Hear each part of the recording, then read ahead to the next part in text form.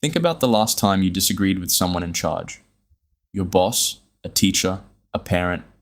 It felt uncomfortable, maybe even dangerous in some small way, but you did it. You said no. That moment, however ordinary it felt, is one of the most uniquely human things you will ever do. No other species on Earth has ever managed it. Not really. Not the way you just did. A chimpanzee will avoid a dominant male. It will wait, defer, submit. But it will not look the alpha in the eye and refuse. It will not gather the others and push back collectively.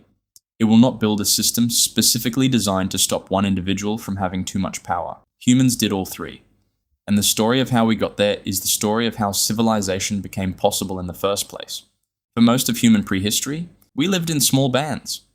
20 to 50 people moving together across landscape, sleeping close, sharing food. And like every other social primate, those groups had dominant individuals. People who took more, decided more, controlled more. Anthropologists call them bullies. The rest of the camp called them something worse. The question that puzzled researchers for decades was simple. If dominance hierarchies work well enough for chimpanzees, why did humans abandon them? Why did we become, of all the primates on Earth, the most aggressively equal? The answer came from a man named Christopher Boehm. Boehm spent 40 years studying human societies, not just modern ones. He went back through the ethnographic record, every account ever written of hunter-gatherer groups, from the Arctic to the Kalahari, from the Amazon to the Australian outback. More than 150 societies spread across every inhabited continent. He was looking for a pattern. He found one. In every single society he examined, without exception, the group had developed specific mechanisms to stop any one individual from dominating the others. Mockery, disobedience, ostracism. In the most extreme cases, execution. The methods varied. The intention never did. Boehm called this reverse dominance hierarchy. The idea was radical in its simplicity. In most animal groups, the dominant individual controls the rest.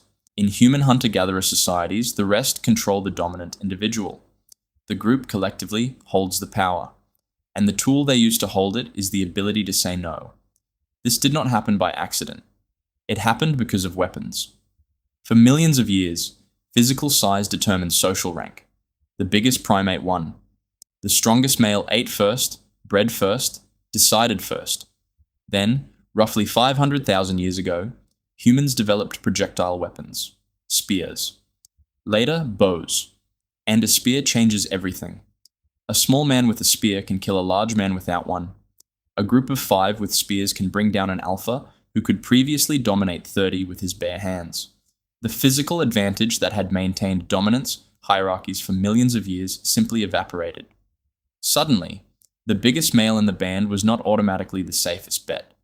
Suddenly, being unlikable was genuinely dangerous. Suddenly, the group had leverage it had never had before, and groups, being made of humans, used it. But here is where it gets more complicated. Saying no to a dominant individual is not just physically risky, it is psychologically almost impossible for most species and for most of human history. The subordinate animal does not just fear the dominant one, it is wired to defer. The submission response is automatic, ancient, and deeply physical. You have felt a version of it yourself. The way your body changes when your boss walks into the room, the slight adjustment in how you hold yourself, how loudly you speak, how much space you take up. That response is not a personality trait. It is 100 million years of mammalian social programming. So what changed in humans? How did we override a system that old? Boehm's answer is language. Not language as a way to describe things. Language as a way to coordinate resistance. A single subordinate chimpanzee cannot challenge a dominant male. The odds are too uneven. But a group of subordinates who can talk to each other, who can say quietly, away from the alpha, "Did you see what he did yesterday? This is not right. We outnumber him. What if we all refused at once?" That group has something no other primate has ever had. A plan. The first human who said no probably did not say it alone. They said it to the person sleeping next to them, and then to the person gathering food beside them. And then the whisper spread through the camp the way whispers do, And by the time the confrontation happened, it was not one person against the alpha. It was everyone. That is not defiance, that is politics. And it is at least 500,000 years old. The consequences of this shift were enormous and almost invisible at the same time. When no single individual can accumulate unchecked power, something strange happens to the group. Innovation spreads. In a dominance hierarchy, the alpha decides what the group does. Everyone else follows. Good ideas that the alpha did not have die before they can be tried. But in a group where power is shared, where anyone can propose and anyone can refuse, ideas compete on their merits rather than on the status of the person who had them. Anthropologist Joseph Henrich spent years studying this and found that the groups best able to accumulate and transmit useful knowledge were not the groups with the strongest leaders. They were the groups with the most equal distribution of voice, the camps where anyone could speak, anyone could question, anyone could say, that is not how we should do this. Equality, it turns out, is not just morally preferable, it is cognitively productive. But there is a tension here that never went away. The same capacity that let early humans resist tyranny is the capacity that makes human groups unstable. The ability to say no to authority does not come with an off switch. It does not distinguish between the authority that is exploiting you and the authority that is trying to keep everyone alive. Every revolution in history has grappled with this. The moment you establish that the group has the right to refuse its leaders, you have also established that the group can refuse you when you become the leader. The French called this eating your own.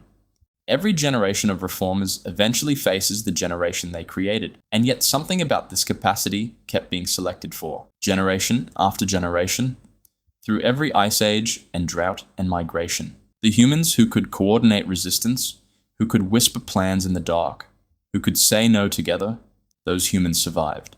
Their children inherited the same instinct. You are one of those children. The discomfort you feel when you push back against someone in charge is real. It is the echo of a system that once made pushing back genuinely lethal. Your body still sends the old signal. The dry mouth, the raised heartbeat, the urge to soften what you are saying, to apologize before you have finished saying it. That signal kept your ancestors quiet when being quiet was the only safe option. But the other thing your ancestors passed down, the thing that made them human in the first place, was the knowledge that the signal could be overridden, that the group could decide together that what was being asked of them was wrong, that one voice saying no in the dark could become many voices saying no in the open.